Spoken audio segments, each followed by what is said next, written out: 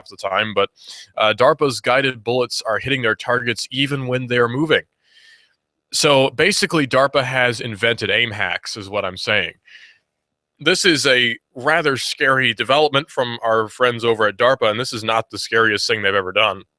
They're also working on neural implants, so we're going to talk about that in a second, too. You know, there's a lot of ways you can listen to us here on Hot News Talk Radio. If you go to our website on hotnewstalkradio.com, you'll be able to listen to us streaming live over the web on hotnewstalkradio.com. Get the TuneIn app and then search for Hot News Talk Radio on the TuneIn app, and you'll be able to listen to us streaming live over that medium as well, so you can listen to us streaming over your smartphone. So there's quite a few different ways to listen to us, and also go on Twitter and search for Hot News Talk Radio on Twitter, and you'll be able to see all the different pithy and controversial tweets that are probably going to get me shot on our Twitter account. That's Hot News Talk Radio on Twitter. I have a personal Twitter account, which is in no way connected to the show. So if you want to see my personal tweets, you can search for my name, and you'll find it probably. A lot of different local news channels follow me for some reason, and I think that's really, really funny because I tweet a bunch of just ridiculous things. In fact, just recently, I mean by recently, I mean a few minutes ago, a pretty prominent news channel here in the Chattanooga area favorited a tweet I made about how angry I am that Fall Out Boy covered Joy Division.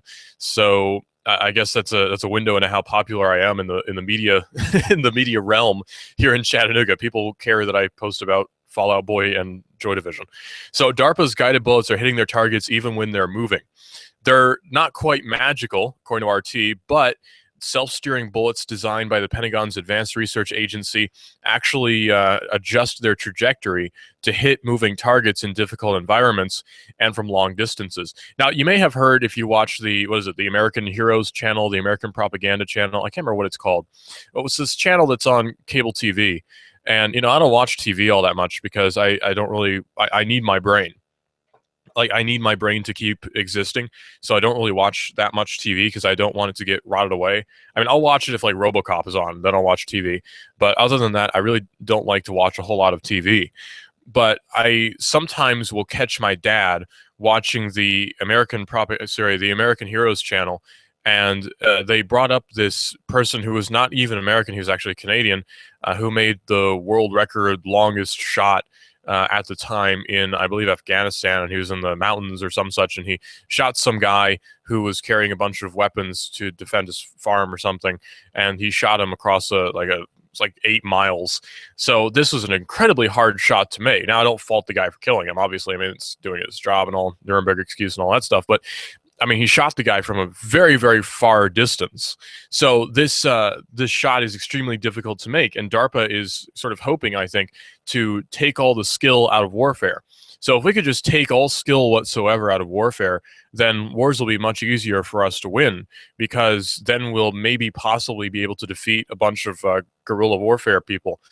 So the Defense Advanced Research Projects Agency, or DARPA, conducted live-fire tests of the bullet, or its Extreme Accuracy Tasked Ordnance. Wait, let me try that again. Extreme Accuracy Tasked Ordnance, or Exacto. Yeah, they're actually calling it Exacto. It's their Exacto round. They're testing it in February, or have tested it in February. And they have a video of the tests in several examples successfully hitting a moving target with both experienced and novice shooters pulling the trigger, according to The Verge. Now, anytime you see a government agency with the name defense in it, it's probably actually for offense.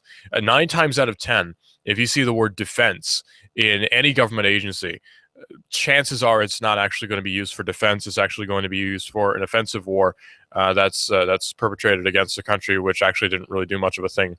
But that's just the nature of warfare these days. The video shows Exacto rounds being fired and maneuvering in flight. Now, they're maneuvering in flight. They're not just like being fired and then some magical cut happens and a target is hit. No, they actually show the bullets maneuvering in midair. While the exact technologies used, of course, remain classified, an automatic aiming rifle consists of 2 parts, a guidance system and the bullet itself. The first tracks the target, meaning that the sniper simply has to see it with a sophisticated optical sight and then send a signal to the bullet. With a number of fins and an onboard computer, the bullet, which may also calculate air pressure, constantly readjusts its path to hone in on the target. To make rapid fire even simpler, it may simply react to the heat or movement near the target area in what's known as fire and forget.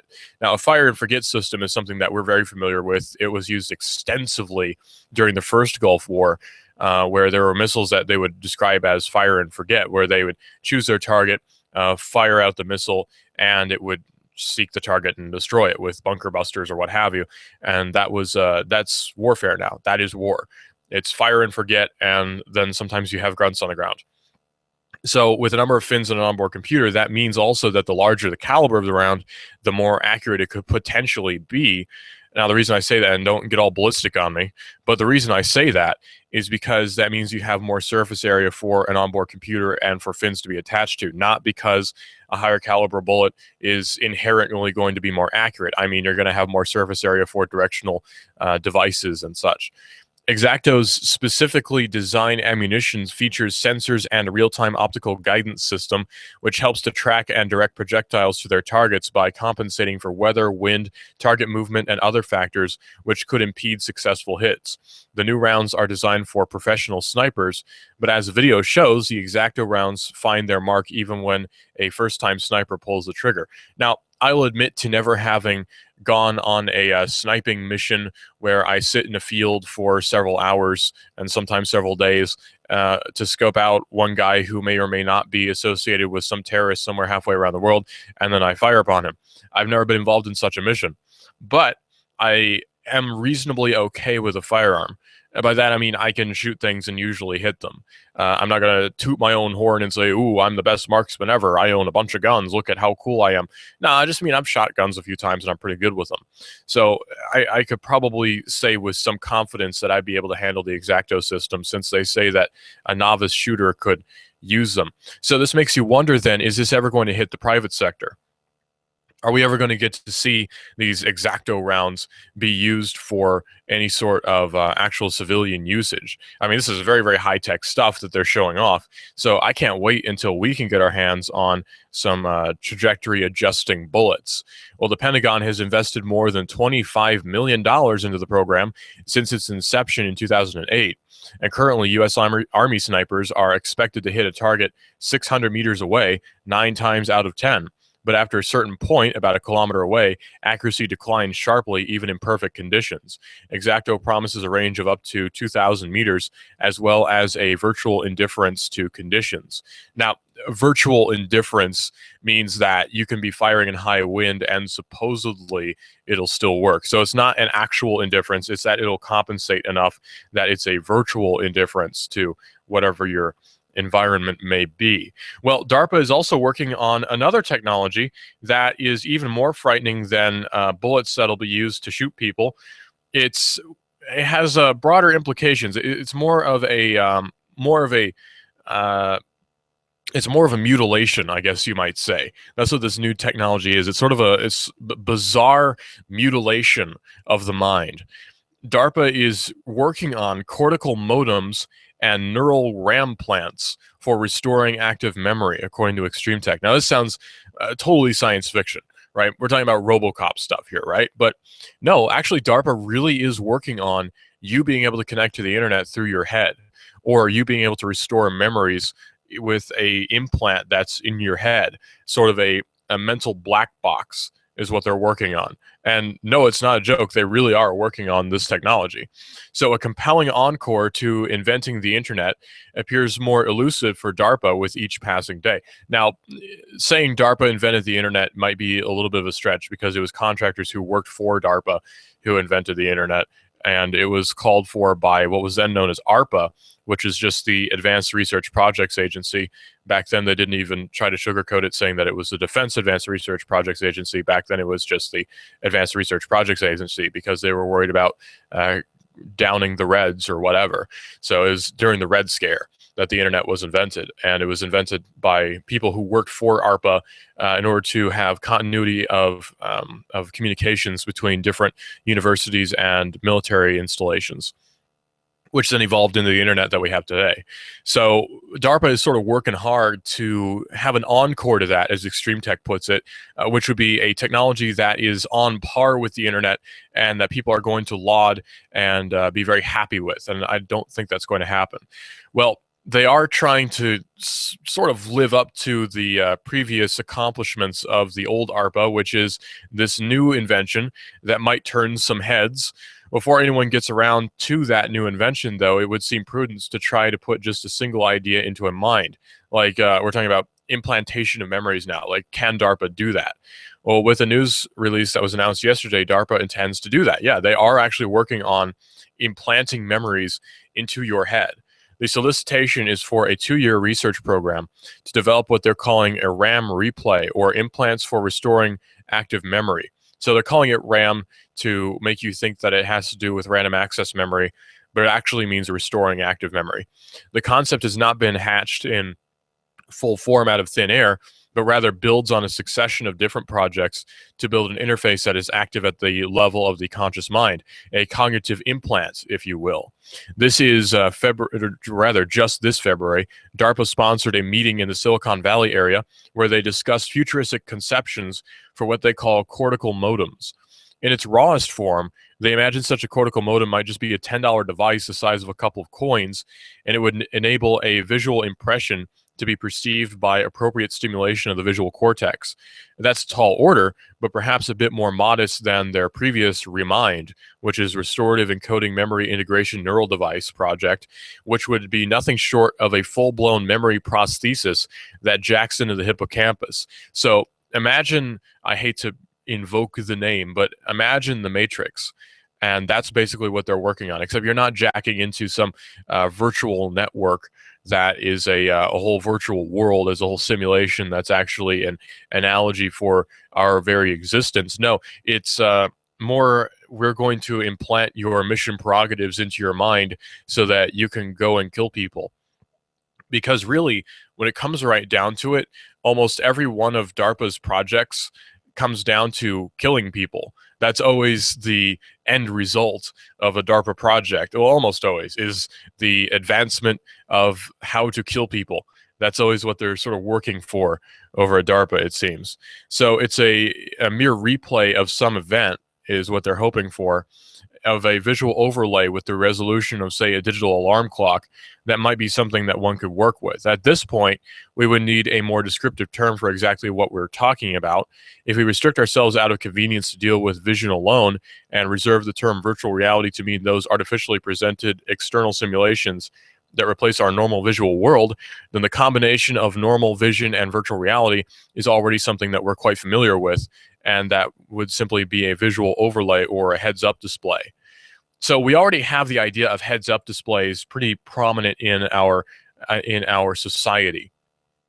You see, think about this. My generation played video games. I guarantee you almost, I guarantee you a majority of my generation, at least here in the United States and probably Canada and Mexico as well, played video games. So we're very familiar with the concept of a heads-up display, because most of the video games we played probably were first-person shooters, and also Mario. So I played a lot of first-person shooters when I was younger. I don't really have as much time to do it as I did then, but I'm very, very familiar with the idea of a heads-up display. Now, heads-up display in the gaming world displays how much ammunition you have left in your magazine. It displays what your health meter is. Like, I'm at 100% health. I got shot. Now I'm at 98% health somehow.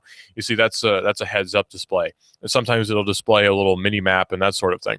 So basically, it seems that the folks over at DARPA are wanting to turn our everyday soldier into a soldier from video games. So probably the head of research is a guy who's about my age, who wants to relive his fantasies of being a character in a video game for some sort of sick realization of his fantasies of living in a video game.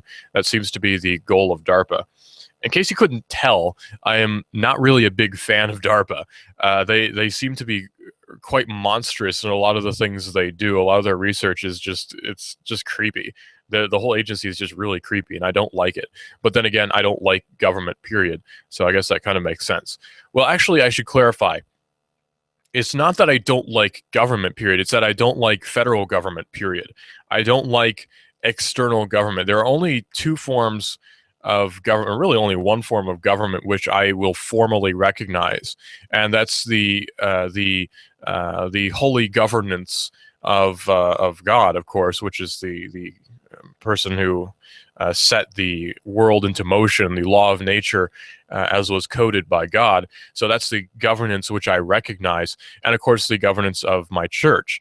So that's an extension of the first thing. So it's not really a second form of government; it's still part of the first form of government. And then the federal government is just an aside, like, oh yeah, because more often than not, it seems that the laws of the federal government contradict with the laws of the biblical government, and thus are null and void, in my view. So I don't really hold the federal government in very high regard. I also don't hold the state in very high regard, because it seems the state's very existence is sort of a scapegoat for a lot of immoral activity that I definitely am not in favor of. I definitely don't want my tax money to go towards. I'll put it that way. You know, you have government sponsorship of say Planned Parenthood, and you have people who are public officials who will donate money to very immoral causes, such as research into warfare and investments into foreign countries which have very poor human rights records and that sort of thing. So I don't really support the idea of a state either. These things are very immoral. In my view, these things are very, very poor. They aren't a very strong idea either, because if people cease to recognize them, they would sort of go away. It's sort of the state is actually kind of a boogeyman when you think about it, because the more people believe in it, the less or the more power it has when you think about it. Remember the movie Peter Pan? You know, with Tinkerbell, who she started to die because people didn't believe in magic. The state is sort of the same way. If people just stop believing that the state is legitimate, then it would sort of fade away, and they'd try harder and harder to exist, but it really wouldn't work, because people would say, you know, what are you doing? That's kind of the doom and gloom situation that a lot of people like to go for, which is collapse of government being just the worst thing ever. But I don't really see it that way. People like to go for the doom and gloom narrative all day, and I just don't like that. That seems so negative, man. And negativity isn't really going to get us anywhere. People like to talk all day about, oh, look what the president's doing. These bad stuff is going on with congressmen who are voting on this or that I don't like. Well, that doesn't really matter a whole lot to me, honestly, because the collapse is inevitable. A collapse of the federal system, collapse of the financial systems on a national level, all these things are just inevitable. And I embrace that. I take that as an opportunity to rebuild, or better yet, to not rebuild, because that would also be an even better option, is to not rebuild any sort of state system and to simply operate based on a free market local economy system. But that seems to be out of the question for a lot of people. I'm not here to convert anybody over to my way of thinking, because that's silly. That's not going to work. I'm not going to turn a Democrat into an anarcho-capitalist. That's just not going to happen. But I can perhaps implant some ideas about how the marketplace works, and maybe I hate to use the phrase, maybe some common sense as well, because it seems so foreign to a lot of people, the idea of simply not having a lot of the systems which we have. Well, people will talk about the police force and they say, we need the police. And I say, well, what if we didn't have them? Would you suddenly be in grave danger? And the answer is not really. I'm not talking about the elimination of the sheriff's office, because that's a whole nother matter. That's a institution which is democratically voted in. So I could make a pretty good argument for that one, or I would recognize pretty good arguments for that one. But when we're talking about a police force, just as an example, that's appointed by a governor or appointed by a mayor, or the police chief is appointed by the mayor, that doesn't seem very democratic. It's sort of a vote by proxy, because I voted for the mayor, just as an example, who's then going to vote for or appoint a police chief. That doesn't seem very democratic. It's sort of a proxy system. Well, people say, well, that's representative democracy. That's how this country was laid out. That's how it's supposed to work. But maybe it doesn't work so great. Maybe that system actually doesn't work as well as some might think. Yeah, it's a very smart system, but it seems far too open for corruption. I look at where we are now, where we're under heavy amounts of oppression, where many of our rights are being trod upon and not recognized. But keep in mind, our rights have not gone away. This is a modern world. This is a modern world. What kind of fool do you think I am?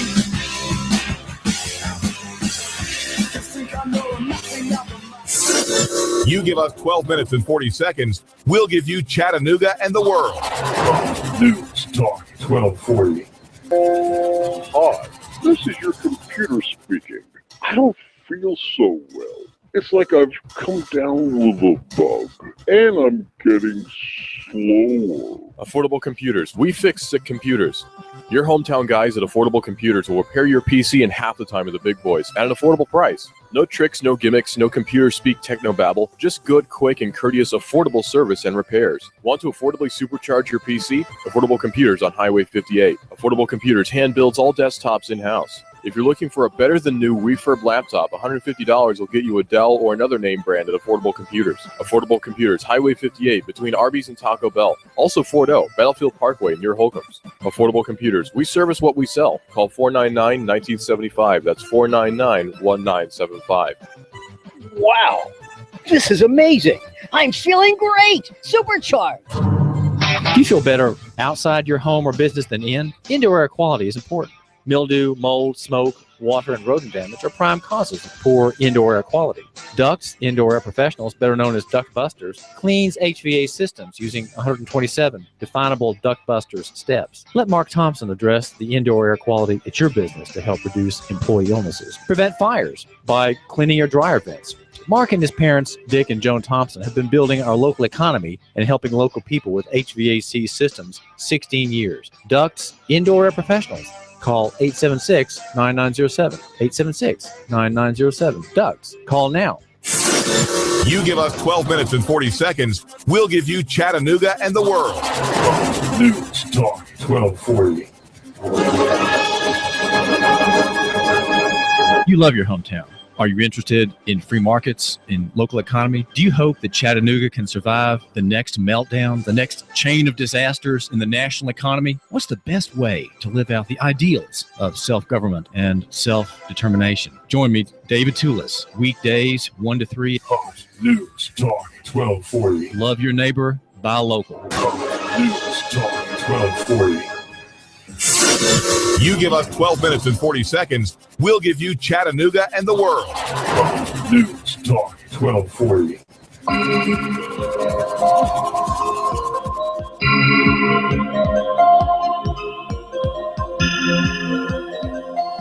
Fox News Radio. I'm Lillian Wu. There's calm on the surface in Baltimore, where the first night of curfew ended with few arrests relative to Monday evening's riots.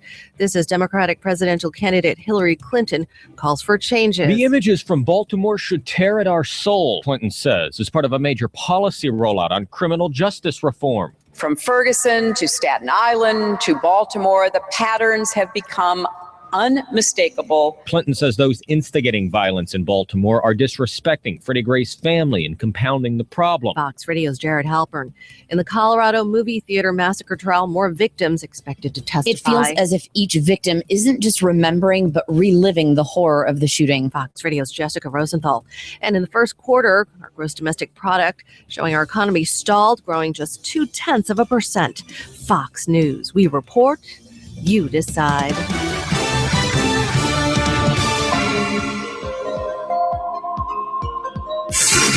You give us 12 minutes and 40 seconds, we'll give you Chattanooga and the world. News Talk 1240.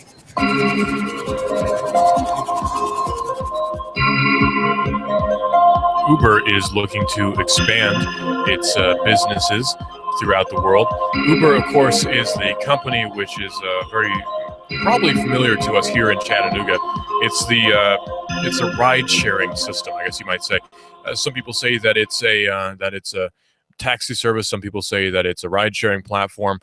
I say, why even say what it is at all? It's just a business. That's all you need to know. It's a business, and it's going to run itself as a business. There's not really much more you need to know about it, but Uber wants to deliver clothes and jewelry from fancy stores straight to your door or to you. So Uber is currently testing a same-day delivery program for high-end retailers, according to a report from TechCrunch. As many as 400 brands, including Louis, oh boy, I'm going to butcher this one. Louis Vuitton, I guess, Tiffany's, Hugo Boss, and Neiman Marcus are in talks with the company, with some of these merchants already testing out the new delivery service.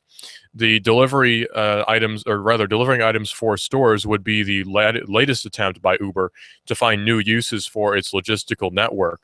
And last year, the company launched what they're calling Uber Rush, a Manhattan-only courier service that has since expanded to new locations, and it's already trying its hand at delivering essentials such as toiletries.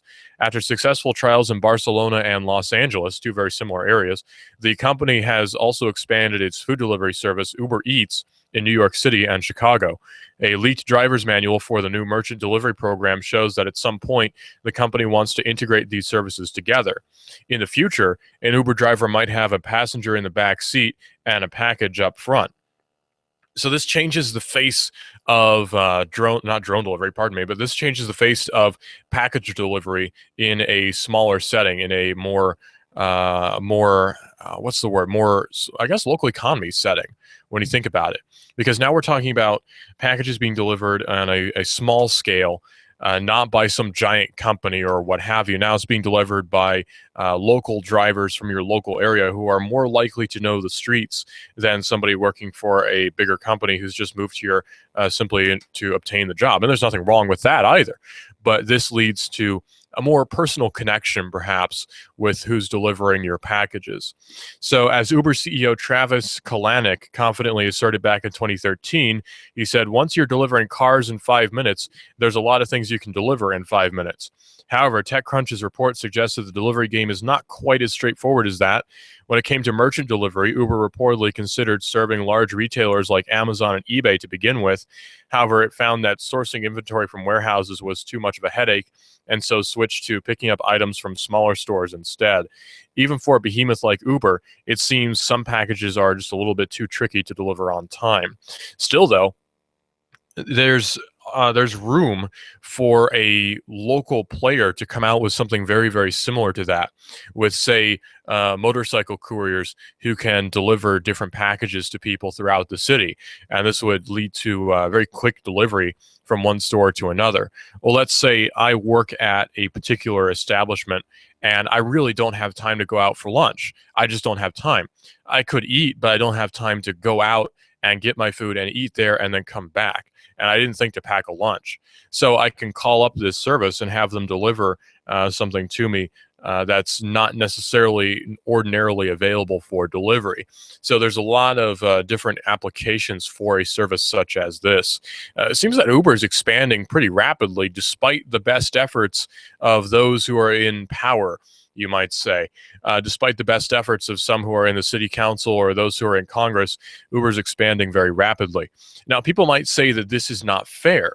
They say that, well, the taxi services have to be registered as taxi services and they have to have special licensing and all these sorts of things. They have to get chauffeurs licenses and all. So how is it fair that Uber can operate as Uber and Uber's drivers will only operate as regular private drivers? Well, the answer to that, of course, is that there should be no such thing as regulation of these services. Chauffeurs licenses are pretty silly, and taxi services having to have special registration and regulation and special insurance is also pretty silly. A lot of people are going to get very upset by the idea that taxi services are maybe a little bit obsolete. People will get very upset by the idea that taxi services shouldn't have to have any sort of special regulation or special insurance or special anything, and that all businesses should just operate as businesses. And if something terrible happens, you can always sue the business, or if something terrible happens, then you can always bring about criminal charges. You see, it's not about regulation. That's just going to hamper the business. Look at all the hoops that Uber had to jump through here in the Chattanooga area. And I know a lot of people who use Uber and are very contented with it. I know people who use the regular taxi services around here too and are very content with them. But why is it that the city council, back when Uber was still something to complain about, was so interested in ensuring that these different systems were treated in a fair manner? Why is that the city council's business? It seems that lawmakers often want to legitimize their existence because they're called lawmakers. So they see it as their duty to make laws, when actually the better solution is to just leave it alone. There's not really any need for any more laws. We seem to be doing pretty okay so far, and actually we're worse off than we were before when there were fewer laws. So it seems the solution is to just stop passing ridiculous laws and just leave it be. I'm sure that we wouldn't really notice a whole lot of difference if all of Congress decided to take a few months off. We probably wouldn't notice much of any difference at all. So it seems that the better option is to just stop passing ridiculous laws about things and let businesses run themselves. Well, government is not very good at running itself. So why should we trust government to run other businesses? Why should we trust government to run our lives? Well, after all, if one of your top level generals breaks the law in a very serious manner, all that really needs to be done is a slap on the wrist and some off time. Now, people get mad at that idea too, because I'm talking about David Petraeus, and there were quite a few people who are very staunch supporters of David Petraeus because of his job during the war, and the war which is still going on, and all that stuff. Well, I don't really care about that, actually. His role in the war means nothing at all to me, because if you break the law, the punishment should be the same for you as it would be for anyone else. Although, I will argue that leaking of government secrets is probably something that shouldn't really be much of a crime anyway, because leaking of government secrets is something which should happen more often, actually, in my view. We need more people like Edward Snowden. We need more people like the person formerly known as Bradley Manning, who now wants to go by Chelsea Manning, and we need more people such as Julian Assange to handle those leaked documents. That makes me very unpopular in a lot of circles, because I think that a government which is allowed to keep as many secrets as ours does is one which is inherently just going to be oppressive. That's just how it is. If we allow our government to constantly keep secrets from us, then we really can't trust them with much of anything. Well, when former CIA head David Petraeus was sentenced last week, according to Ars Technica, for 2 years of probation in a plea deal with the Justice Department for leaking classified information to his former lover and biographer, U.S. Magistrate Judge David Kiesler said that he received letters supporting leniency for the retired four-star general. Kiesler is said to have received nearly 36 of those letters, including some from very high-level military and government officials. The letters paint a portrait of a man considered among the finest military leaders of his generation, who has committed a grave but very uncharacteristic error in judgment, Kiesler said at the sentencing hearing. But those letters were filed under seal by Petraeus' lawyers. Several media outlets, from the Associated Press all the way to the Washington Post, filed suit on Monday with Kiesler demanding, filed suit on Monday with Kiesler demanding that he unseal those letters. Now, it's not particularly surprising that somebody who is a high-up government player is going to get leniency when he breaks the law. I think about how the Secret Service will cohort with, not cohort, that's not the right word, will gallivant around with different prostitutes and get a bunch of drugs and such, and they'll just be treated as a scandalous event and not something that is worthy of any sort of criminal charges. Because after all, the Secret Service has a very stressful job to do, and we need to respect them because they're law enforcement, yada, yada, yada. So anytime a government official commits any sort of grievous breakage of the law, that's treated as just a scandal and not really anything that's worth much of our time. Well, the public has had a particularly powerful interest in obtaining access to the sentencing memorandum and the sentencing letters at issue here, according to the letter which was sent to Mr. Kiesler. The prosecution of defendant, a four-star general and former head of the CIA, who served at the highest levels of the United States for mishandling classified information, is a matter of serious public concern, and much has already been reported to the public about his prosecution, his plea agreement, and his sentencing. Defendant's sentencing hearing was held in open court with members of the public and the media in attendance, and access to the sentencing memorandum, as well as the sentencing letters submitted in connection with that hearing, will enhance the public's understanding of what transpired, including the sentence that was ultimately imposed by this court. According to the original indictment, Petraeus leaked classified information regarding the identities of covert officers, war strategy, intelligence capabilities and mechanisms, diplomatic discussions, quotes and deliberative discussions from high-level National Security Council meetings, and this leak to Paula Broadwell also included discussions with the President of the United States at the time. On Friday, our Seneca reported that several other lower-level government employees or soldiers didn't receive sweetheart deals like the one Petraeus got for leaking classified information. Among them, of course, is Chelsea Manning, and he or she, depending on your view, was sentenced to 35 years for disclosing classified intel to WikiLeaks, which proved to us that lots of terrible things happen within the military. In particular, if you remember the collateral murder video, it just proves that the war in the different theaters in the Middle East are not quite as clean as you might think. So this person has gotten 35 years in jail for leaking very useful information, but a high-level 4-star general will leak even more information that could actually potentially be harmful, and he's just getting probation for 2 years and a $100,000 fine. Now, that sounds like a lot. 2 years on probation and a $100,000 fine is a lot of money, and 2 years is a long time. But it's not really a whole lot compared to 35 years for a younger person who now is going to be rotting in jail for the rest of his life. That's a very steep punishment for what I would consider a public service. So you see the situation we have now, and it's probably not going to be long before David Petraeus is a Fox News contributor or something along those lines. It's probably not very long. I mean, Oliver North is on their channel now, so I wouldn't be surprised at all. But you see the problem that we have, where there's really a high degree of anarchy that goes on within the United States government. Now, that might seem like a shocking idea, and that might seem like a very treasonous idea, and I hope it is.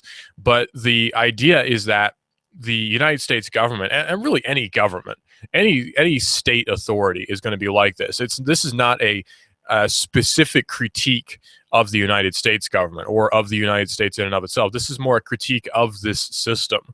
And yes, the example in this particular example is the United States, but this is how it is everywhere. Anytime there's a state system such as this is just going to go on. That's just how it is. States are corrupt. States will collapse. That's just how it is. Particularly empires, which are very thinly veiled as a axis of non-evil or a trade organization, are going to collapse. That's just how it is. Well, that's the problem we have now, because there is this anarchy in a high level where people who are in very, very high up levels in government are really not going to be subject to rule of law, which is the phrase that a lot of people like to throw around. Particularly neocons really love to throw that phrase around. And I don't think they quite understand what it means, but neocons love to throw that around. And especially when we're talking about protesters or rioters, they say these people don't respect rule of law, and that really comes as no surprise whatsoever, so it's not really worth mentioning. But David Petraeus doesn't seem to be very much subject to rule of law. And okay, give another example. Hillary Clinton doesn't really seem to be subject to rule of law, or Oliver North doesn't really seem to be subject to rule of law. And really any member of Congress or anyone who's high up enough in the government is not really going to be subject to the same rule of law that we are. It's a lawless society. We live in a state of lawlessness. Or rather, they live in a state of lawlessness, and we live in a state of enhanced punishment for things which really aren't morally wrong, such as possession of marijuana. If you do that, you're going to be thrown in jail for a long time, or you're going to get probation, or you have your driver's license revoked, or all sorts of different things. It's quite unfair, you might even say, to which somebody will say, well, life is not fair, and if you don't like it, you should leave. But the problem with that is that there's not really anywhere I can go that's going to suit my interests, because my interest is a lack of state. Now, people say, well, go to Somalia. Well, that's not really the exact same thing, because Somalia is more of a failed state, and there's constant foreign government intervention in Somalia, so it's not really the same thing that we're talking about here. We're talking about a system that we have where there's very high-level corruption in all fields of government. I mean, we all know that. Ask anyone who's even the most staunch statist apologist if there's corruption within the government, and even that person will say, yes, of course there is. So we have that on our backs, and then we're asked to move forward and sort of ignore it and pretend that we live in the freest country ever, or that we live in the freest society ever known to mankind. Well, if this is the freest society ever known to mankind, then I'd hate to see what the other guys have, because this is not really that free, comparatively speaking. Think about it. There's all these different regulations. I can't, in some states, just go and buy a firearm without special permission. I can't drive a car without special permission from the state. There's a lot of things I can't do. I can't start a taxi company without special permission from the state. I can't go out and buy a beer. It's illegal for me to go and buy a beer. I can't even do that. So I'm not sure how you can say that we live in a free society when there's all these different restrictions on what we can do. That's not really freedom. That's controlled freedom. That's a controlled economy, you might say. It's controlled capitalism is what we have, not really a free market in the that's nationally recognized anyway. There's always going to be a free market. It's just not always going to be out in the open. And that's kind of something that needs to be brought forward. That's an idea that needs to be brought forward, is that there's always going to be a free market. There's always going to be a free society. It's just not always going to be the mainstream society or the mainstream market or the federally recognized market or society. You see, I'm sure there is some underground somewhere here in the States, or even in Tennessee or Georgia or Alabama, where there's somebody out there who lives in a commune where they are actually free and there's no age restriction on purchasing of alcohol, and you can buy a firearm without any sort of registration and without any sort of regulation, and you can drive around a car without any sort of licensing. I'm sure that community does exist, but it's not federally recognized. I'm sure there is a true free market where you can buy and sell and barter and trade without any form of intervention on a government side. I'm sure that does exist somewhere, but it doesn't exist in the mainstream. It's not something that's formally recognized. That's a problem. Obviously, that's a very big problem, but it's worth noting as well that we may not ever live in that society within our lifetimes. And that's not something really to be ashamed of. That's not something to be afraid of. That's just life. And we can make the best of what we have so far. And really what we have isn't the worst thing ever. I will admit that. Best Buy, though, is going to be accepting Apple Pay despite their allegiances to Currency and MCX. And this is Hot News Talk Radio, AM 1240. You can listen to us on hotnewstalkradio.com. Get the TuneIn app and then search for Hot News Talk Radio, and you'll be able to listen to us streaming live to your smartphone. Get the TuneIn app and search for 1240 WSDT, and you'll be able to listen to us streaming live to your smartphone on Hot News Talk Radio. And you can actually connect it to your car radio over that medium. And if you have a data plan, you can listen to us pretty much anywhere in the world so long as you have data. So then that means that you can listen to us in your car just like you're in the studio with us here. It's very, very high quality. Well, Best Buy is finally bowing to the large corporation of Apple Computer Company, despite their already existing allegiances to Currency and the MCX protocols. During Apple's Q2 financial call today, the company mentioned that big box retailer Best Buy is going to be supporting Apple Pay in stores later this year, and Best Buy will allow customers to make purchases within the company app using Apple Pay starting today. The news is pretty notable because Best Buy already has an allegiance with MCX, or the Merchant Customer Exchange, a retailers association that wants to start its own mobile payments platform called Currency. MCX and Currency made headlines in November just after Apple Pay was launched, when many MCX members, including Best Buy, 7-Eleven, and CVS, disabled some near-field communications devices that would allow Apple Pay to work at the chain's registers. Instead, MCX companies said that they would be adopting a more consumer-friendly option, which they're calling Currency, which would work using QR codes.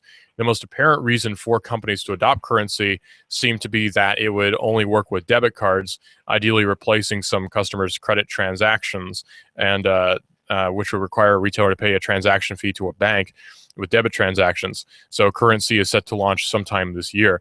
So Apple is looking to get into or further into the retailing world with Apple Pay. And Google is swiftly behind Apple with their Google Wallet service, which is somewhat similar. I've actually used Google Wallet myself to transfer money from myself to somebody else, and we were paying for a hotel room, and they were all paying with credit cards, and I had cash, so I had to use Google Wallet to transfer my money to my friend's account. So it's not really a brand new idea. It's really just a smartphone extension of what we already have with debit cards and credit cards. It's just sort of being better realized on smartphones. This is for the younger hip crowd, I guess, is what you might say. So the feds may have staged the torture and murder of a Silk Road higher up. Now, they didn't actually torture and murder somebody, but they didn't stop Dread Pirate Roberts from thinking that that had happened. Of course, DPR, Dread Pirate Roberts, is the individual who allegedly ran the Silk Road, which was a deep web online drug marketplace where you could buy narcotics and other usually illegal items and have them shipped straight to your door. Very convenient, I might add. And that system was then shut down by the feds when they found out that they weren't making any tax money off of it. So now there is no more Silk Road. On Tuesday, Wire published an extensive feature on Silk Road founder Ross Ulbright's rise and fall, which actually does contain some new details surrounding the government-orchestrated fake execution of a Silk Road lieutenant named Curtis Green, better known as Chronic Pain. And worth noting is that in this particular investigation, there was a DEA agent whose last name was Case, and there's also somebody named Carl Force who worked with the DEA as a special agent, and he was working undercover. And it turned out that he was actually embezzling money from the company he was working undercover for while he was also working for the DEA. So while he was supposedly working for the Silk Road, he actually stole a bunch of money from them and then put it into his personal account and still has that money. He still owns that money. It's not like it's been seized by the DEA. He sort of still has that. So I guess it's sort of being considered as bounty for leading to the arrest of Dread Pirate Roberts.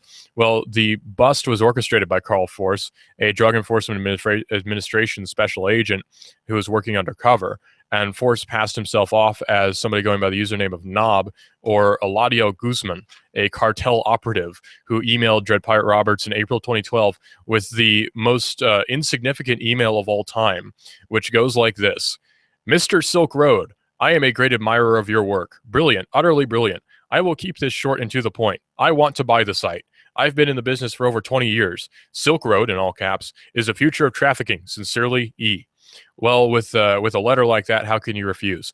Ulbright then began wondering what had happened to his friend Green when he stopped responding to messages, and eventually he figured out that he had actually been arrested and was later released on bail when $350,000 in bitcoins went missing and were then attributed to Green. Ulbright went ballistic and started telling various confidants, according to the allegations, that he needed some, quote, muscle to take care of Green. So you have this online drug marketplace that's being run by somebody who the media and the DEA is portraying as a very violent and sort of crazy, sort of bipolar guy who wants to get rid of the opposition, which would be somebody who is a turncoat. Very strange, very, very strange. The DEA, of course, took out the Silk Road, and it is no more. Nuganomics.com with David Tools is coming up right here on News Talk Radio. This is a mob mode. This is the mob mode.